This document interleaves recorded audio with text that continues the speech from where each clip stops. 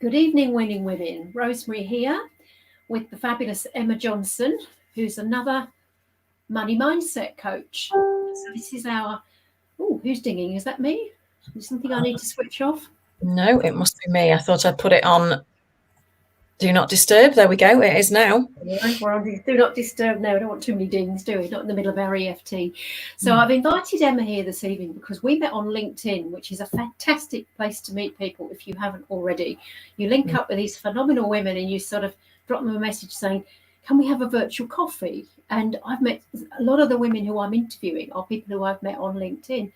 And we had a chat a few months ago, and I just love what Emma was saying about using the tapping, which I'm familiar with in the past, to shift money blocks. Because sometimes, and part of the reason why I'm a money coach too, is because I got very stuck in my money mindset. And what this does, it gives you a tool for when the old crap comes up, those things from when you were 3 or 4, which Emma will tell you are so challenging to shift, to help move them on. Anyway, let's go over to Emma. So Emma, tell us a little bit about you, how you got to be doing EFT and why you're so bonkers about it. It's a good question. So the abridged version is that I am the poster child for this kind of stuff, really. So how do I start? I was a very sensitive child, didn't really know what that was about, had a lot of sort of trauma around loss and disconnection and rejection and things like that through childhood and teen years. And so as I evolved, I ended up utilizing money to how do I put it, to make myself feel acceptable and to gain people's love and affection. And so I ended up carrying around £50,000 worth of debt for most of my adult life. And ever since I started working, I came across EFT, I think about 10 years ago. And I did a couple of little self-help courses on it. And then I decided that this really was incredible. And so I trained in it. I've never looked back. So I certified in 2015, according to my certificate. And then in 2017, I trained as a trainer. And then last year, I got my advanced master trainer. And so part of what I do is I certify other people in emotional freedom technique. But a couple of years back, I also discovered how to work with money blocks at a nervous system level. And I went through that program myself, and it just completely changed my life. I managed to sell my house, pay off my debts, get some money in savings, leave a bad relationship, leave corporate, go full-time in my business, all within about a 10-month period as a result of the changes that I made because of this work. So when I say I'm the poster child, I genuinely mean it. Like, I was up to my neck in it. And then, when you tackle what's going on at a cellular level, everything changes, as within, so without, Fantastic. So what would you like to share with us this evening? So what I thought I would, yeah, sure. Excuse me. So what I thought I would share with you all, is how these money blocks at a nervous system level can stop us in 2 ways. They stop us in lots of ways, but 2 things I'm going to talk to you about tonight. Do bear with me. I'm sorry. Gone all dry for a sec. The first one is there can be resistance to earning more money, and we call this goal resistance. So we're going to do a quick exercise on that, just to show you what's underneath the numbers that you look at when you set a goal for your life and your business. And then the second thing is around what we call goal trauma. So that is when you might have tried to start a business or tried to accomplish a goal for your business or in life in general.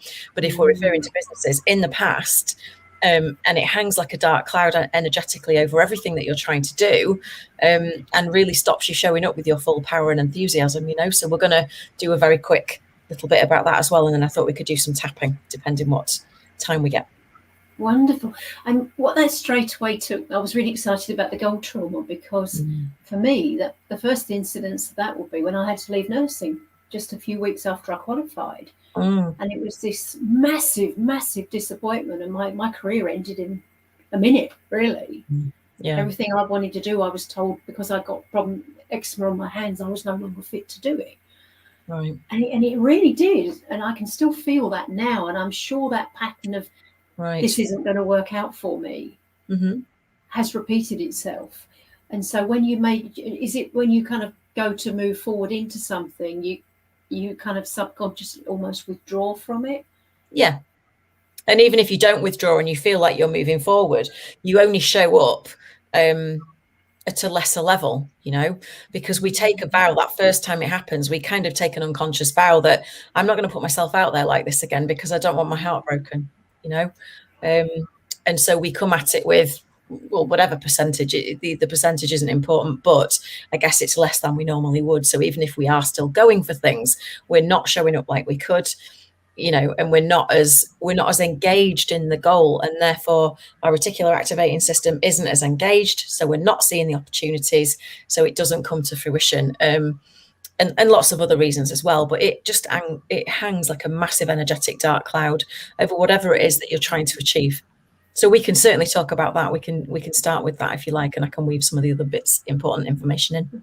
Lovely. And so just tell anyone who doesn't know what the reticular activating system is, please. Yeah, so that is your brain's way of, it's like an identification system. So if you do the exercise called the little yellow car thing, and you say to yourself, right, I'm going to look for little yellow cars, you see them everywhere because you've put your focus on something, you see it everywhere, and you can train your brain in that respect to do that, to look for whatever it is that you want, and therefore when you're looking for it, you see it. Sometimes things pass you by because you don't notice, right? You're not focused on it. So it's just a case of where you place your focus. If you've ever noticed, if you buy a new car, all of a sudden that's the car you see everywhere. That's your RAS coming into play. Brilliant. Okay, yeah. Lovely. Just check. Right. Okay. Far away. Good stuff. So we're going to talk about goal trauma, as we've said, and my goal trauma, as by way of sort of illustrating, is that I trained as a coach 16 years ago, and then I didn't implement it properly because there was no residual income in the town that I was in at the time, and that hangs over you, and it held me back from doing it again for another 7 or 8 years.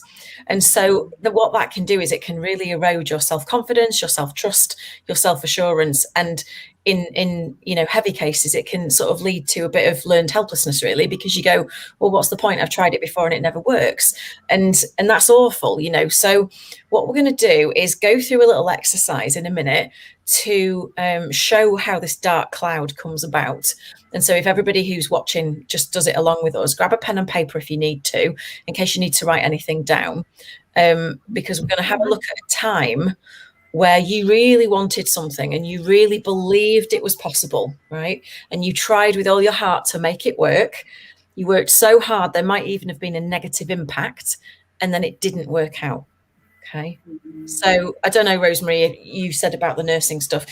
If anybody else has something like that, just bring that to mind now.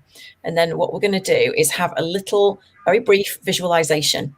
So as you're listening to me, if you visualize, great. If you feel like you're making it up, that's fine too. Just close your eyes very briefly and just imagine that incident, and just see a couple of minutes snapshot of it happening. Just try and see it as clearly as you can, or try to imagine it as clearly as you can. And if you struggle to visualize, then just imagine like a movie screen on the inside of your mind and see that movie playing out on that movie screen. And it doesn't matter if you feel like you're remembering something or making it up.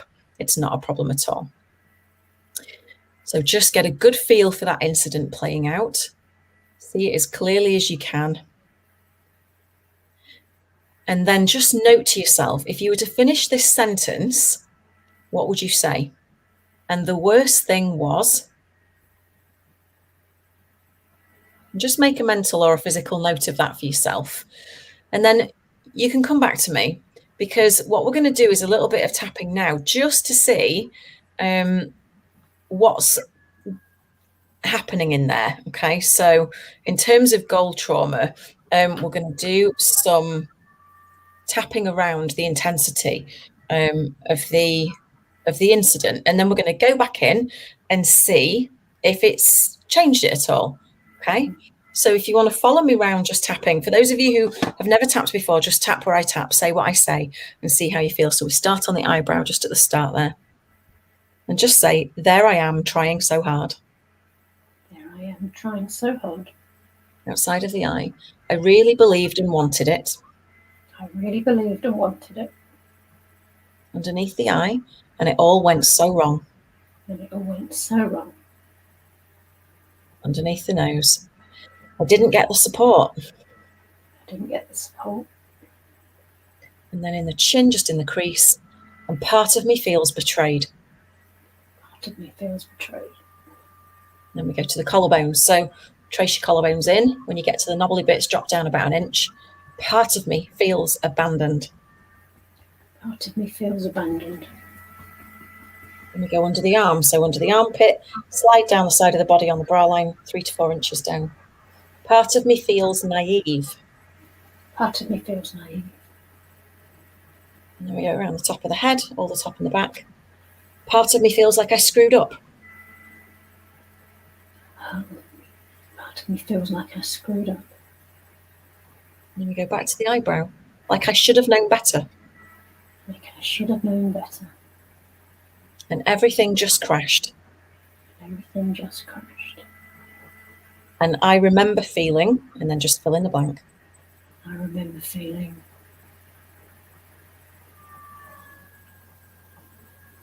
Under the nose, and that feeling is so heavy. And that feeling is so heavy. Chin, I can feel it still today. I can feel it still today. Collarbones, and I know it's holding me back. And I know it's holding me back. I should have known better. I should have known better. I should have known better. I should have known better. Okay, just stop tapping, take a nice deep breath. And then we're going to just go back to that visualization for a second. So just close your eyes very briefly and just see again on that movie screen inside of your mind, the picture or the movie of that event playing out. And just see if it feels any less intense now. Can you see the picture a little more clearly as well? Sometimes you can when you've done some tapping. And just note, make a note to yourself.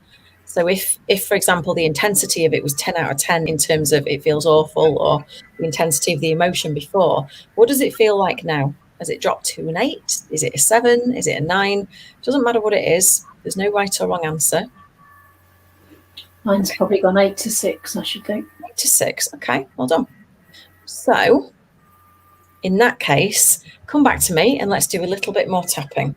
So there I am in that movie. There I am in that movie. And maybe it feels a little bit better. Maybe it feels a little bit better. But I still haven't forgiven myself for, and fill in the blank. I still haven't forgiven myself. And I shouldn't. And I shouldn't. And I won't. And I won't. And I'm right. And I'm right. And I need to learn my lesson. I need to learn my lesson. And I will explain about this language afterwards. Just go with it for now. I vowed to never be that naive again. I vowed to never be that naive again. To never be like that again. To never be like that again. To never put my heart on the line again. To never put my heart on the line again. Or put myself out there in case I get humiliated. Put myself out there in case I get humiliated. To never really let myself be at risk or vulnerable again. To never really let myself be at risk or vulnerable again. Never believing that I'm going to get the support from anywhere. Never believing that I'm going to get the support from anywhere. I vowed never to believe the steps would appear. I vowed never to believe the steps would appear. I vowed not to put my heart on the line like that again. I vowed not to put my heart on the line like that again. Because it was just too painful. Because it was just too painful. Okay, gently come to a stop. Take a nice deep breath. So I know that language sounds really negative, but what we're doing is it's a guided sort of script, but it's to help us to give a voice to the truth of how we feel, because obviously it wasn't a pleasant experience, and suppressing emotions does nobody any good. So what tapping does is, whilst we say sort of seemingly negative things, we're sending a calming signal to the amygdala at the same time to say that even with these upsetting feelings and emotions about that incident, we're still safe and we're okay. And at the same time, it's dissolving that neural pathway to the flash of visual that you have when you think about that memory, that then gives rise to that kind of clench in the body, or the feeling that we get when we think about it. So it works, and we also get a rush of dopamine and serotonin at the same time to calm us down. So how do you feel now, Rosemary? Do you feel a little bit lighter? It's interesting. One situation substituted itself for the other. That's very often the case. Yeah, it went from being about my nursing to be about my love life. Okay. Yeah. That can happen. Yeah. And that's normal. And what I say with my clients is just keep tapping, let's explore that further, unpack it and keep tapping. But because this is a limited exercise, it's just great for people to notice where they are on that intensity scale now. Has it come down any more? Because the idea is that every time we do this, we release a little bit more and a little bit more and a little bit more of the intensity around that event, that emotional charge. And the aim is that we get it down as far as we can so that we can think about that thing again and we get that flash of a visual and it doesn't trigger us. Okay. Yeah, I'd say I was down to a 3 or 4. Wow, that's fantastic. Okay. Somebody's joined us from New Zealand. Wonderful. Hello. Tell us what your name is, please. We'll have it. I think I know who it is. Yeah. Oh, brilliant. And so let's just pause for a second. Can you see that when you made that vow, it's unconscious, but can you see that by making that vow never to believe again and never really put your heart into something again, you've really never allowed yourself to have a really big goal and go for it with all your energy? Does that make sense? Does that feel like it could be true? Makes complete sense to me. Yeah, that's why I was so excited about this. There's this thing, sometimes you feel like you are walking through life looking in the rearview mirror all the time. Yeah, and I've never liked making big goals. I've got mentors who talk about bold money goals and things like that, and they're just so uncomfortable for me to do that. Yeah. And it will be, because this is a trauma. This is something that has been living in your nervous system ever since. And the thing is, coaching and counseling and therapy and all of that, it's all great and it's all necessary. And it doesn't shift it just by talking. Sometimes it gets a weight off your mind, don't get me wrong. But what happens with tapping is we are energetically shifting those blocks in your nervous system, in your cells, so that your cells can release the negative energy that got wired in there at the time that it happened. And so what happens is you are then free of this huge, I look at it like a big elastic band around your hips and waist. So you're running forward towards your goal and it twangs you back, and you're trying to go forward and it twangs you back. And it's awful because it's frustrating. And because the majority of people, certainly that I've taught or, had as clients, didn't know this stuff because it isn't widely known. And so what do? We blame ourselves because we don't have any other explanation. And we turn in on ourselves and we get into the whole, I should be able to sort this out by now. Why can't I get my stuff together? Blah, blah, blah, blah. And then starts the negative self-talk, which just propagates the cycle. And embeds it even further, that it's our fault. And actually what I'm here to tell you is that none of this is your fault, because this is just trauma that's trapped in the cells that you don't know about. And then we turn in on ourselves, but it can be sorted. And you've just seen a little example of how it can shift, the intensity of something. And that is just the tip of the iceberg, because when you work on this whole thing, like you said, there's a lot of programming that we all get given and that we all carry from our families or our tribe of origin, our main caregivers. They don't mean to give it to us either. They are just giving us what's handed down to them, how they operate around money. Rich people are this, rich people are that. This is how much money we earn in this family, that kind of feeling. And a lot of that is what I take my clients through, so that we map out all of their money in terms of, why their savings is like it is, why their debt might be like it is, why their income isn't where they want it to be. Because with any type of money, it's prudent here, I think, to just segue into this a little bit so that people understand why I talk about it like this. Because with any money, you have three things that's going on. When you look at a number, and let's actually do an exercise and you'll see what I mean. So let's tackle income, right? So if you grab a pen and paper and just write down your income, whatever you earn every month, you can put it weekly, monthly, annually, it doesn't matter. Just write your number down.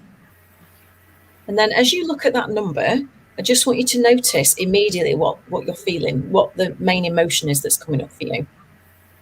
Is it some form of anxiety or stress? Mine is just, I really want to put a 0 on the end of it. Okay. So to highlight that then, if you say out loud for me, it's not enough. It's not enough. How true does that feel? If 10 is completely true, how true did that statement feel? It's not enough. Oh, 10. Yeah. Okay. And what, when you say that, what else does that bring up for you? So, for example, if you could finish this sentence, what would you say? This means I'm what? Never satisfied. Okay. Okay. Now that in that sentence comes a whole heap usually of really vicious self-talk, nasty self-talk sometimes. Like, this means I'm a loser. This means I'm not incapable. This means I'm whatever. This means I'm never satisfied. It's a judgment on us, right, about that number. Yeah, definitely. In my case, it'd be a religious one as well. Okay. Interesting. And what I've realised recently is it's not just our parents, is it? It's the books we read and the fairy stories and what your babysitter said to you and everybody in a position of authority and power. Everybody. Yeah, everything that was modelled to you, isn't it? Yeah, it really is. It's Jo Corns in New Zealand, and she says, "Enough is enough. Don't be greedy," was my patterning, and never get into debt. Okay, got you. Okay. Yeah, that's really interesting. So thanks for sharing that, Jo. So what happens is you've got 5 types of money, generally speaking. So you've got savings, debt, income goals, and toxic money, which is like government handouts or battle money from court battles and things like that.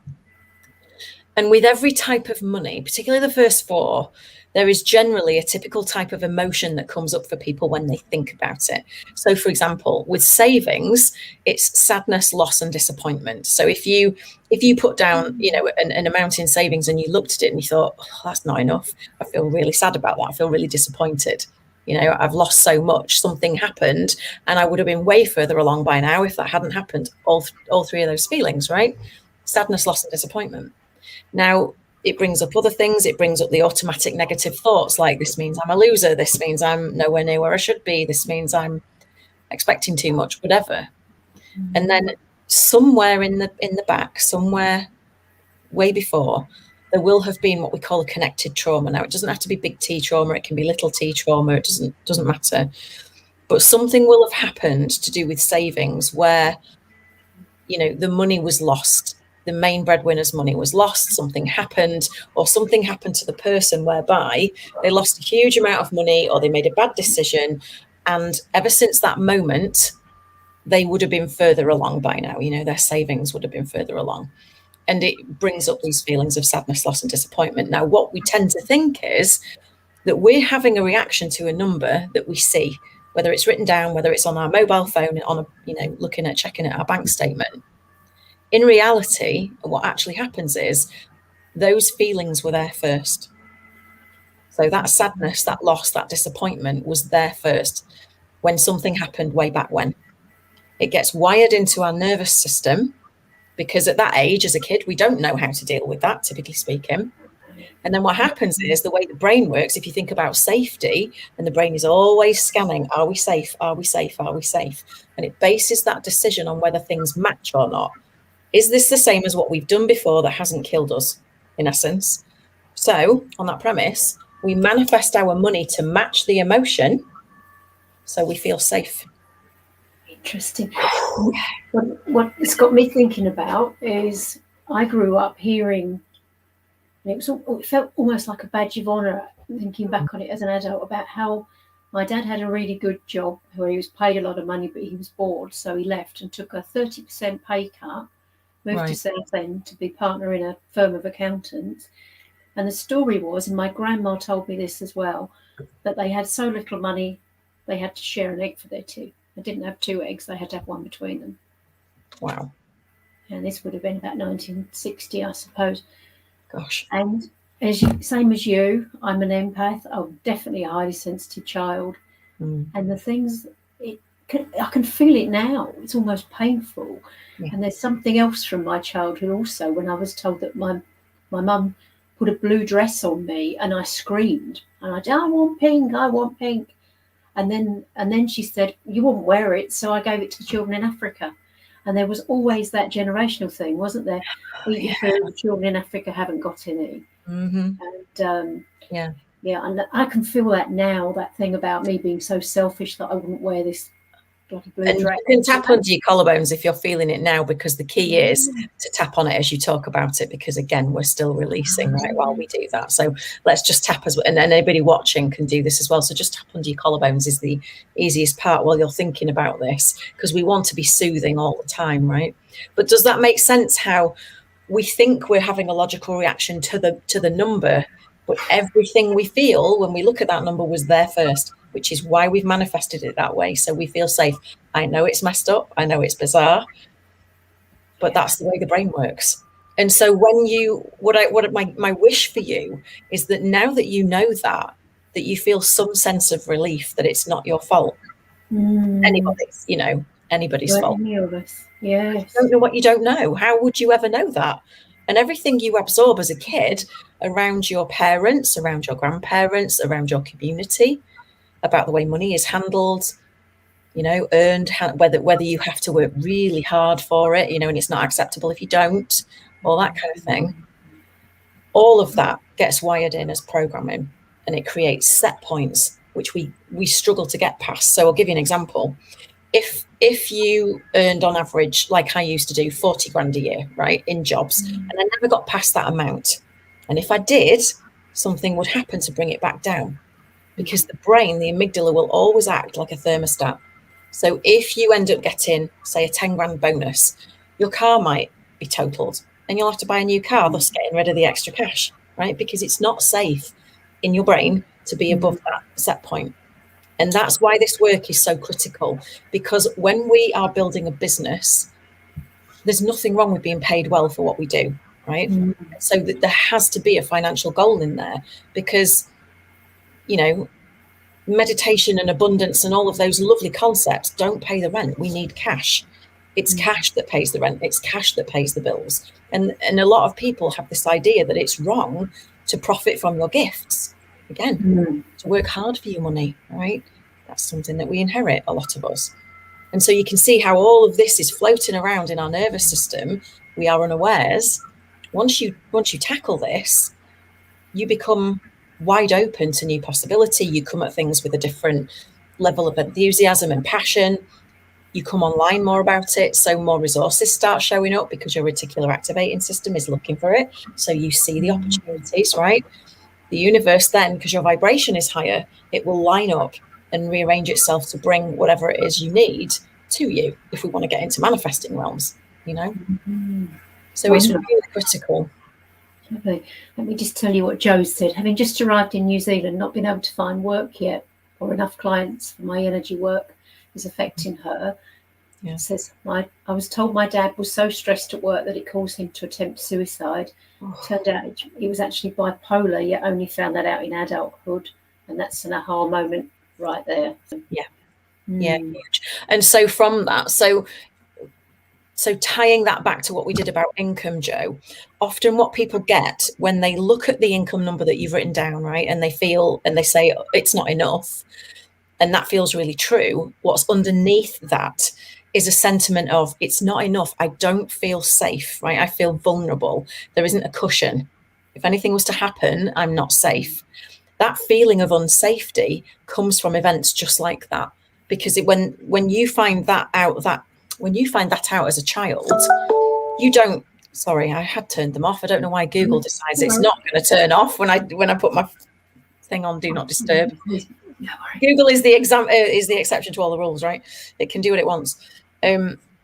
Connecting that back to that trauma, as a child, we don't reconcile that, but all we know is money isn't safe, because look what it did to my dad. Money isn't safe to be around because it causes this in my family. And we don't know why, and we don't know how, but we carry that with us, and it stops us. It acts like a brick wall. Not only in earning the money and asking for what we're worth, I mean, those are huge parts of it, but even in the visibility, because this is not just money is just the metaphor. This is about your self-worth. This is about your willingness and your ability, with all the things that are going on for you and all the programming that you're carrying, like we all do, to show up and be visible and to take up space in the world and go, I'm really good at what I do and I deserve to get paid well for it, because we're crushed by the weight of 1,000 programs, right, that we don't know exist. And we just think it's us. Why can't I do this? Why can't I get it together? Why can't I show up like she does? Why can't I whatever? And we punish ourselves. What's wrong with me? Yeah. And then when you take that back to the fundamental flaw level, as in FLAW, most of us have this feeling, this secret flaw, that there is something fundamentally wrong with us, because there's so many hot stove moments when we're a kid, usually, of being shamed, right, for having impulses. Don't show off. Don't you dare. How dare you ask for that, right? Those are like hot stove moments. And even though they don't mean to do it, we know they don't. There's no judgment. As a child, we can't reconcile that. And those little moments add up and add up and add up and add up to a feeling of, my impulses are wrong, particularly the impulse to earn money for profiting from our gifts. And it's not okay to have my needs met anyway, because don't you dare. Just like a hot stove.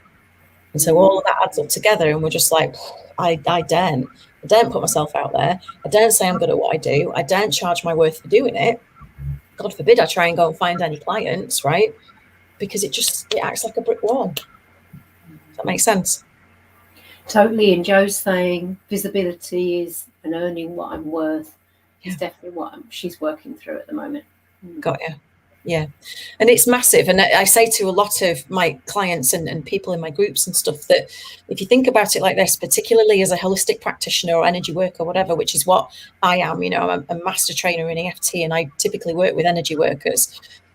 What we tend to struggle with is that visibility piece. And I can't charge enough per hour for what this is, because maybe people don't understand it, or, it's not a tangible result or whatever.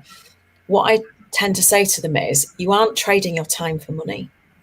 Time is a man-made construct anyway. You're trading your life force. You are expending your life force to create transformation for someone else. Now, does that or does that not deserve to be paid well for? I think so. Time is just a thing, right? Your life force, you don't get it back. It's precious. It's much bigger than the time you spend with someone, isn't it? It's that huge ripple effect. You've got a beautiful picture behind you of a ripple. Yeah. Oh, no, wait. Yeah, that's it. Yeah, and it just makes me think of always talk to my clients about it. It's the bigger transformation you bring to someone. So if you've helped me with this today, and tomorrow I launch something, I take more steps because of it, and I don't withdraw. Just on that occasion, that could make a difference to my bottom line, but take it further, and then me sharing that groundedness and that really sitting in me with my clients, and possibly the techniques as well. It's just priceless, isn't it? That's universe changing. That's why I love energy work, because the ripple effect is unlimited, and it really is.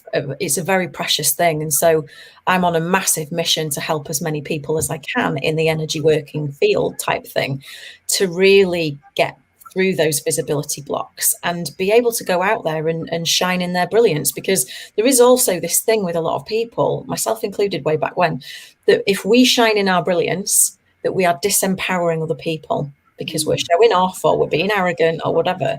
Actually, what is really happening is when we shine in our brilliance, we're giving them permission to shine too. That's it.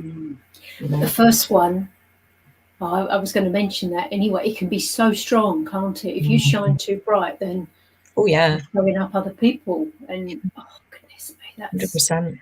particularly in the British school system. There was a thing about showing off, wasn't there? Yeah. Yeah. Yeah. The amount of times, I mean, I've had that said to me because, a very shy child sometimes, but actually quite flamboyant in others. And, every time, if I trace a timeline back, almost every time I came out of my shell and did something and was carefree and, said what I wanted, did what I wanted, I got told to wind my neck in no uncertain terms, maybe in different words, but wind your neck in. Don't be precocious. Don't show off. Don't do this. Don't do that. And so eventually I feel we get into this place of like learned helplessness. Well, I'm not allowed to do that. That impulse isn't right. I'm not allowed to ask for that, So we start asking for things that are more appropriate, that aren't going to rock the boat, that aren't going to ruffle feathers. And sooner or later, we've lost this. We don't know how to ask for it properly with our full voice because we've lost it. It's get backable, but it's suppressed for that long. We forget how to ask properly, And actually, sometimes we even disconnect from what we really want and need, and we don't know how to ask for it because we're not really sure what it is anymore. It's been that squashed, So this really is an evolution. And once you start peeling these layers back and dissolving this at a nervous system level, the impact is incredible. One of my ladies just told me last night, we just finished a 12-week program in a group, and she said she'd had the best month ever in her business in September as a result of doing it. I mean, it blows my mind every single day because it isn't just about the money. It's about everything. It's about your capacity to receive. But like we say, when you work for yourself, the money is important, So it's interesting. So Emma, how do women find you? And what have you got? Have you got anything on offer at the moment? I do. I have a special offer for your ladies. If you would like to take me up on it, that's fine. If not, that's fine too. My website is empoweredprosperity.com. It's a bit of a mouthful, but we can pop it in the group or in the chat or whatever. And you can have a bit more of a read of what I do, and you can book a free call on there if you want to just explore it more, because what I offer is a prosperity breakthrough session where we can look at the 3 to 5 things that are holding you back in your money and the one thing you need to do to move forward. And if we're a fit to work together, great. If we're not, we'll give you some more resources. But what I would like to offer you ladies as a sort of special offer for Rosemary's group is I do the first session of my 16-week program is called the Money Map, and it's a 90-minute workshop which maps out those 5 types of money that I talked about. So you can see what the emotions are that we're wired in. You can see what you're saying to yourself, what the automatic negative thoughts are, and what your connected trauma is. So you know what to go after. You know what's causing the disruption in your money reality, and why and where you want it to be. And I normally sell those at £300, and I'd like to offer them to you guys for 100.